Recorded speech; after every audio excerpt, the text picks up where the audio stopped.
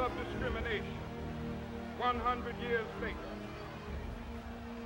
The Negro lives on a lonely island of poverty in the midst of a vast ocean of material prosperity 100 years later.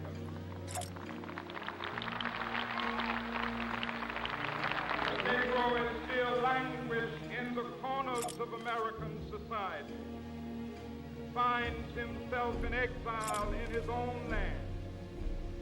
So we've come here today to dramatize a shameful condition.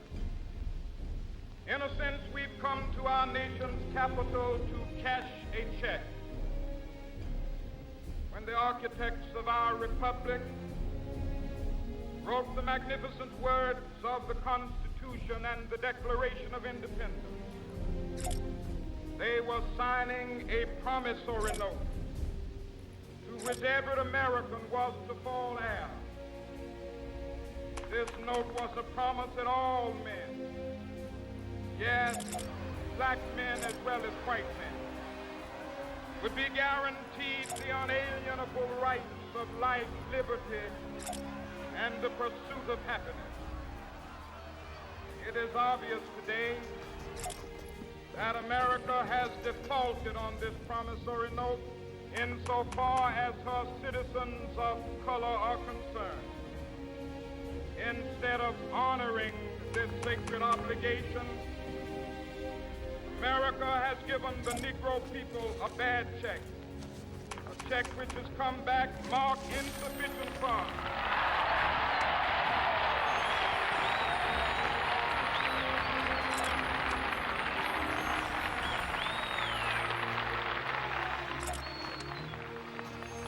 But we refuse to believe that the Bank of Justice is bankrupt. We refuse to believe that there are insufficient funds in the great vaults of opportunity of this nation. So we've come to cash this check, a check that will give us upon demand the riches of freedom and the security of justice.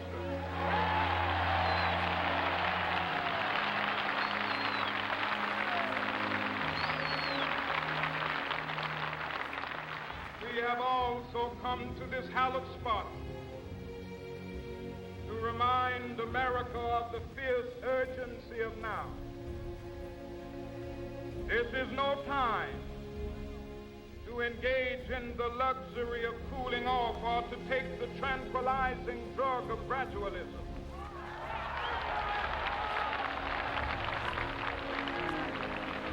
Now is the time to make real the promises of democracy. Now is the time to rise from the dark and desolate valley of segregation to the sunlit path of racial justice. Now is the time to lift our nation from the quicksands of racial injustice to the solid rock of brotherhood. Now is the time to make justice a reality for all of God's children.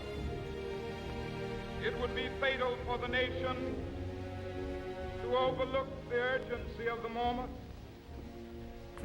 This sweltering summit of the Negro's legitimate discontent will not pass until there is an invigorating autumn of freedom and equality. 1963 is not an end, but a beginning. Those who hoped that the Negro needed to blow off steam and will now be content will have a rude awakening if the nation returns to business as usual.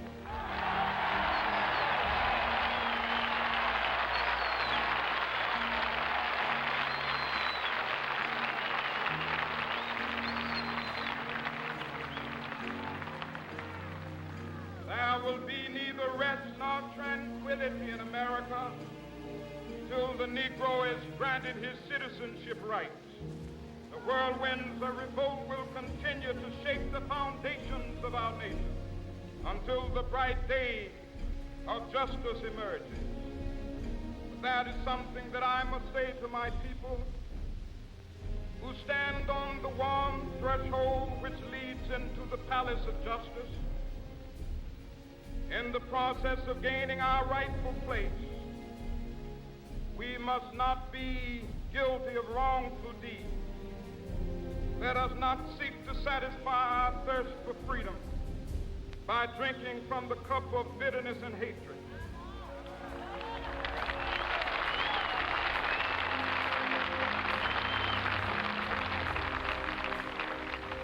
We must forever conduct our struggle on the high plane of dignity and discipline.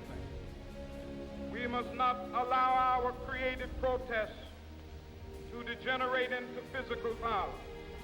Again and again, we must rise to the majestic heights of meeting physical force with soul force. The marvelous new militancy which has engulfed the Negro community must not lead us to a distrust of all white people.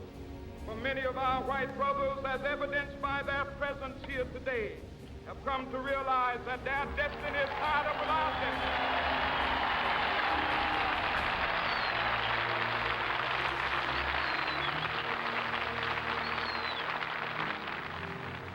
They have come to realize that their freedom is inextricably bound to our freedom.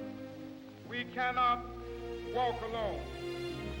As we walk, we must make the pledge that we shall always march ahead. We cannot turn back. There are those who are asking the devotees of civil rights, when will you be satisfied? We can never be satisfied as long as the Negro is the victim of the unspeakable horrors of police brutality.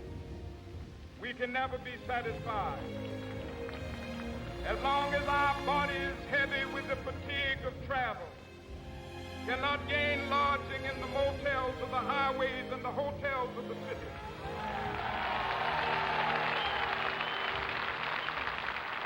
We cannot be satisfied as long as the Negro's basic mobility is from a small